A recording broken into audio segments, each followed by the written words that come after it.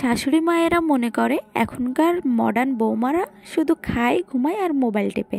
আর সেই জন্যই তো আমার শাশুড়ি আজকে আমাকে পরীক্ষা করার জন্য এই মাছগুলো কাটতে দিয়েছে এবং রান্না করতে দিয়েছে।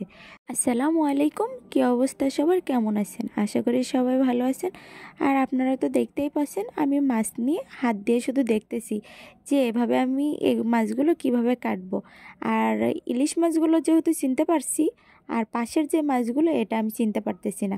আর বারবার জিজ্ঞেস করতেছি যে এটা কি মাছ। তো ওটা ছিল আইর মাছ, একটা সাদা আইর মাছ আর একটা হলো কালো।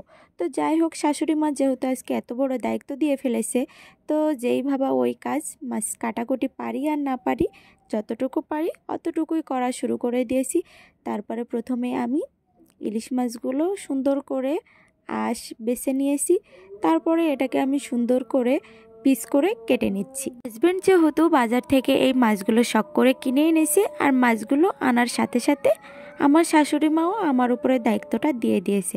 তো শাশুড়ি মা আর ঘরের হাজব্যান্ড যেহেতু দুই ধরনের দুইটা কাজ আমাকে দিয়ে দিয়েছে, না পারলে অবশ্যই তো করতে হবে, আর দেখিয়ে দিতে হবে না আমরা বৌমারা শুধু মডার্ন না, ঘরের কাজও কিছু কিছু করতে পারি। তো ইলিশ মাছগুলো কেটে আমি সাইজ করে রাখতেছিলাম। ইলিশ মাছ কাটাকাটি করতে পেরেছি যদিও, কিন্তু মডার্ন বউয়ের আইর মাছ কাটতে গিয়ে মুখটা একেবারেই ভেঙে গেল।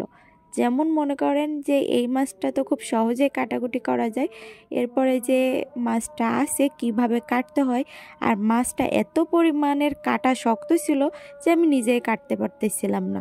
তো তারপরে যাই হোক, সেই আমার শাশুড়ি আমাকে মাছ কাটাটা দেখিয়ে দিল যে আইর মাছ কিভাবে কাটতে হয়। তারপরে কাটাকুটি শেষ হয়ে গেলে মাছগুলো এখানে আমার শাশুড়ি ধুয়ে এনে প্যাক করে নিচ্ছিল। আর আইর মাছটা তো দেখলেনি, এত পরিমাণ হলুদ আমি আগে কখনো দেখি নাই। তারপরে মাছগুলো আমার শাশুড়ি পরিমাণ মতো ভাগ করে ফ্রিজে প্যাকিং করে রাখতেছিল। তারপরে এখানে আমাকে কয়েকটা মাছ দিয়েছিল যে বৌমা নাও তুমি এই মাছগুলো এখন ভাজি করবা। তো আমি ভাজি করার জন্য প্রথমে মাছটাকে হলুদ মরিচ আর কিছুটা লবণ দিয়ে মাখিয়ে রেখেছিলাম। তারপরে এটা আমি সুন্দর করে তেলে দিয়ে এপিঠ আর ওপিঠ ভেজে নিতে শুরু করলাম। আর একটা কথা না বললেই না, আমরা যেহেতু মেয়ে হয়ে জন্মেছি, আমাদের কোনো কাজ না পারলেও করতে হবে। সেটা ভালো হোক বা খারাপ হোক, আপনি করতে মানে কোনো কাজ না পারলে সে কাজটা করতে করতেই তো আপনি শিখে ফেলবেন, তাই না? তো যাই হোক, শাশুড়ি মায়ের কথাটা অর্ধেক রাখতে পারছি আর অর্ধেক পারি নাই। যদিও বড় মুখ করে বলেছিলাম যে দেন আমি সব কিছু পারবো, তো না পারলেও সমস্যা নাই, শাশুড়ি আম্মা আমাকে শিখিয়ে দিয়েছিল। তারপরে এই যে সব কিছু কমপ্লিট হওয়ার পরে মাছটা আমার ভাজা একেবারেই শেষ, এখন শুধুমাত্র খাওয়ার পালা।